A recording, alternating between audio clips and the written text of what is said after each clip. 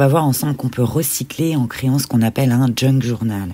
Qu'est-ce que c'est et à quoi ça sert? Alors à quoi ça sert? À peu près à tout et n'importe quoi. Tu peux en faire un recueil de citations, d'affirmations positives, tu peux y entreposer des souvenirs, un album photo, ça peut passer par un carnet de tous les jours où tu mets ta liste de courses, fait avec des matériaux que t'as tout simplement pas jetés, et c'est aussi du temps que t'as passé pour toi, donc ça a un effet thérapeutique. C'est un recyclage intelligent et accessoirement tu peux l'inclure dans ta déco un petit peu bobo.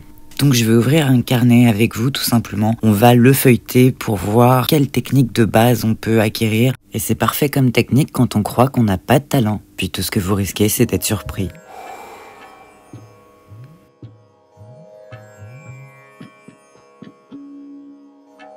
Celui-là est assez fourni et puis il y a plusieurs techniques. Il n'y a pas d'embossage par exemple, mais c'est pareil, c'est des morceaux que j'ai récupérés ou que j'ai achetés, mais pour vraiment quasi que dalle.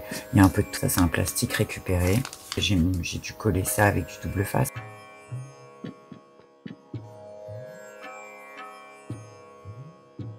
Et je pense que j'ai fait ça en vue de faire un voyage.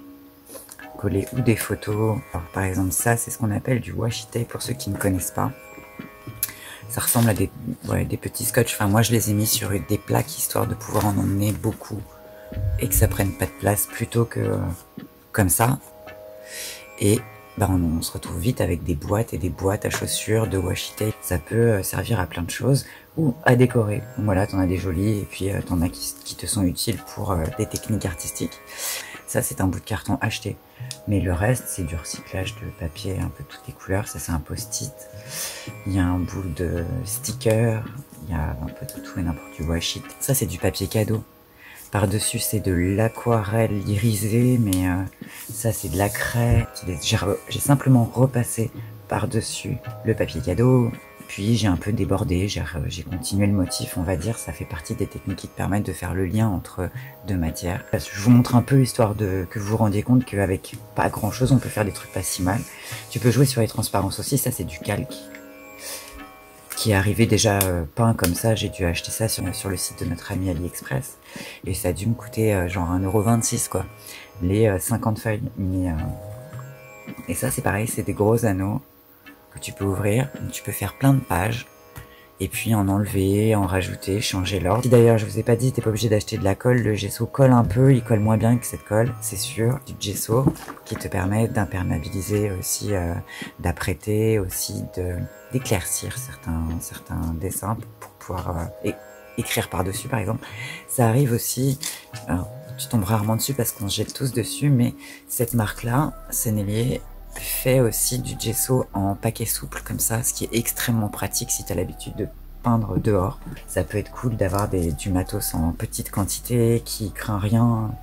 Et voilà, donc je vous donne le truc, cette marque-là fait des tubes des fois de gesso et de peinture qui sont hyper souples. Même si tu pars en voyage, tu peux emmener un minimum de matériel sans que ce soit tout de suite des caisses, quoi. Ça, c'est du serviettage, ça doit être une serviette en papier jetable.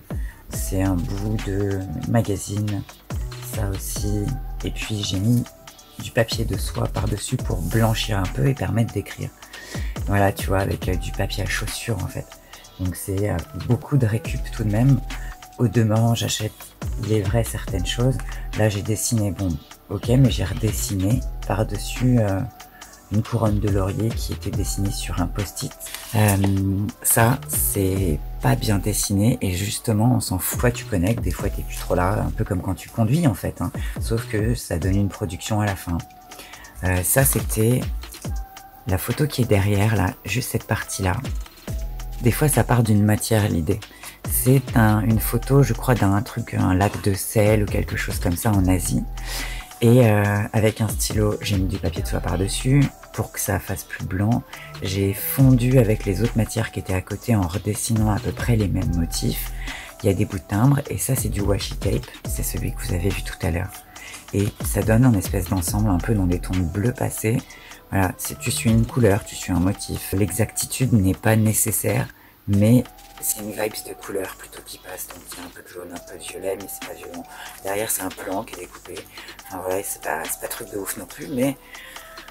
Alors, tiens, quand je te dis motif couleur, là, c'était un bout de magazine avec il y avait très peu de trucs ronds, mais je suis parti sur cette cette dynamique-là, mais je suis restée dans des tons de jaune et de doré. Et puis voilà, là j'ai redessiné par-dessus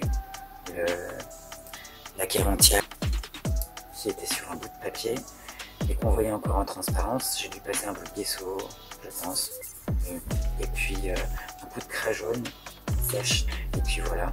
Après j'ai redessiné par-dessus avec un stylo chez blanc. Le tout c'est de connaître un peu tes stylos, tes matières, et puis ça vient tout seul. Si ça marche pas, t'essayes autre chose, et si tu fais un truc qui est moche, tu recolles un autre truc par dessus, et puis si ça te plaît pas, ben tu repasses tout du gesso par dessus, puis tu recommences. Ça va faire des superpositions qui sont toujours intéressantes. Voilà, 1, 2, 3, il y a 4 couches, il y a 4 couches là-dessus. Ça c'est un washi tape et j'ai continué le dessin, c'est pareil, tu fonds un peu les espaces, ça peut être une technique sympa. Là, je sais pas, j'ai dû foirer, je les ai laissés, on s'en fout, l'accident fait partie de l'œuvre, dit-on. Et voilà, ça c'est une photo de cactus, pareil, j'ai recontinué, je le voyais au travers, j'ai carrément triché. J'ai peint avec un peu de feutre ou d'aquarelle, ou n'importe, on s'en fout. Et puis voilà, là je suis partie d'une photo de légumes en gros plan, et pareil, j'ai redessiné tout cet aspect fractal des veines qui passent à travers le légume. Et puis voilà, ça a fait la continuité sur une feuille, et puis avec l'aquarelle j'ai changé un peu les couleurs. Ah ouais, alors moi je le fais pas trop, mais la plupart des nanas qui font des trucs comme ça, et il y a des milliards de vidéos sur YouTube qui sont super belles à voir, qui font vraiment des trucs jolis, et le but c'était certainement de faire un truc joli, et qui mettent tout le temps des zigouigouis comme ça, là, des charms, des merdes, qui collent des trucs, mais il y a des épaisseurs de malade, donc après pour le refermer, c'est très joli. Hein. Ah tiens, ça c'est un bon truc à savoir aussi en termes de récup. Ça, moi je l'avais acheté par rouleau parce que c'est un truc d'encadrement, mais c'est du timbre. Je sais pas si tu vois comment ça brille. C'est du timbre, tu mouilles le truc, et puis ensuite tu colles, et ça te permet d'écrire sur du craft hyper rapidement, sans avoir forcément de la colle. Tu peux faire les titres de tout un album, par exemple des feuilles noires avec des photos par-dessus, tu peux coller tes photos un peu trash, tu fais la même écriture tout du long, ton truc il déchire, et voilà, t'as juste emmené un peu de timbre, t'avais pas forcément besoin de matos. Ça c'est un post-it, ça aussi. Ça c'est Papaya qui fait ça, la marque. Elle fait beaucoup de trousses, du papier à lettres, des choses comme ça. J'ai dû trouver ça chez Cultura et trouver ça très joli. Et ouais, change de sens, tu t'en fous, adapte-toi, fais ce que tu peux, fais ce que tu veux, fais comme tu le sens surtout. Je sais pas si vous allez voir. En fait, j'ai pris une compresse et j'ai fait une aquarelle par-dessus. Je l'ai laissé sécher telle quelle. Et je sais pas si vous voyez là, on voit une structure un peu comme les ailes d'une libellule. Et ça, c'est complètement fake. Je me suis pas fait chier à dessiner ça au millimètre près, c'est juste une technique d'empreinte avec une compresse tissée.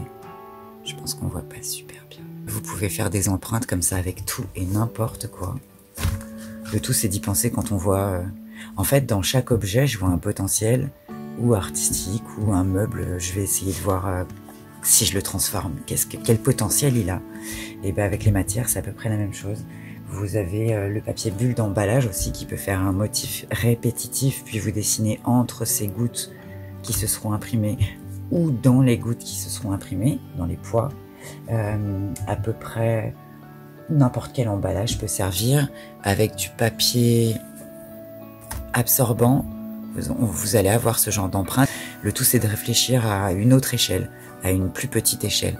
Les feuilles d'arbre peuvent faire de super empreintes pour un fond d'automne et en 3 secondes parce que du coup tu trempes dans la peinture ou dans de l'encre. En général ça fonctionne pas trop mal, et un coup de rouleau de pâtisserie par dessus, tu fais une super empreinte. C'est un bout de magazine récupéré, des dessins, ça ne sont pas grand chose mais on s'en fout, je vais coller un truc dessus.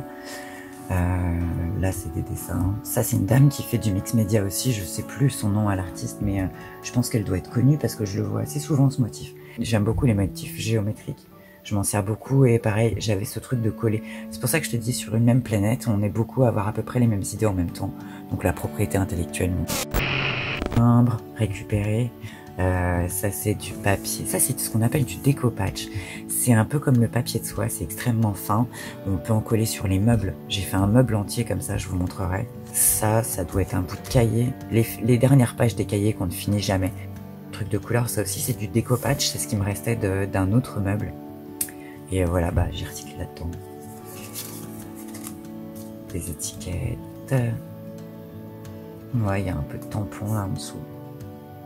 Avec la peinture, c'est pareil, hein, tu peux trouver des trucs chez Action qui sont pas de super qualité, mais si c'est pour faire du junk art, avec même en comptant les magazines, tout ça, c'est des trucs que tu récupères, t'en trouves dans le métro, des bouquins aussi, enfin, tout ce qui est papier, la matière, elle est infinie.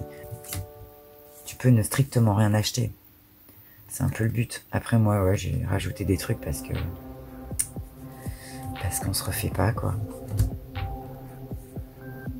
Voilà, c'était un peu sur le thème vite fait, voyage, vite fait, au bout d'un moment, c'était plus trop voyage, c'était juste vider mon cerveau. Et je sais pas, ça servira peut-être pas à un voyage, j'en sais rien. Ce dont vous pouvez vous servir aussi, vous allez certainement trouver ce genre de choses chez mamie, chez papy, chez Emmaüs ou ça. Si tu sais pas très bien faire de la calligraphie, ça c'était Graphigro à l'époque de mes darons, tu vois, genre les années 80. Ouais, des vieux trucs comme ça si t'es pas très bon en calligraphie. Sinon il existe des timbres, tu peux imprimer et puis décalquer avec une table lumineuse. Je vous montrerai ce que c'est. Tu peux tout décalquer quasiment. Il n'est pas nécessaire d'être un artiste. Tu peux avec que dalle faire des trucs. Ça c'est un tampon. Enfin voilà, même si tu sais pas dessiner, tout ça, tu peux le faire. Et si vous avez envie de le tenter, on va le faire ensemble dans la prochaine vidéo. Et puis voilà, et puis juste amuse-toi en fait. Le but c'est que tu t'éclates, c'est pas que ce soit une œuvre d'art et qu'on t'attaque pas pour des droits. Fais-toi juste plaisir en fait. Voilà, le message c'est ça. Je vous laisse faire des screens de 2 listes de matériel. La première c'est le matériel qui est un peu essentiel. J'ai oublié dans la première liste de mentionner scalpel, cutter et ou ciseaux de bonne facture.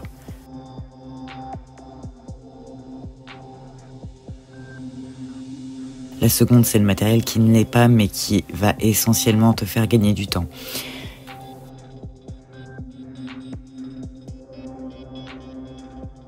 Merci d'avoir regardé cette vidéo, j'espère qu'elle vous aura plu. Mettez des pouces et abonnez-vous, ça permet à la vidéo d'être mieux référencée et potentiellement de toucher les bonnes personnes chez qui ça résonne.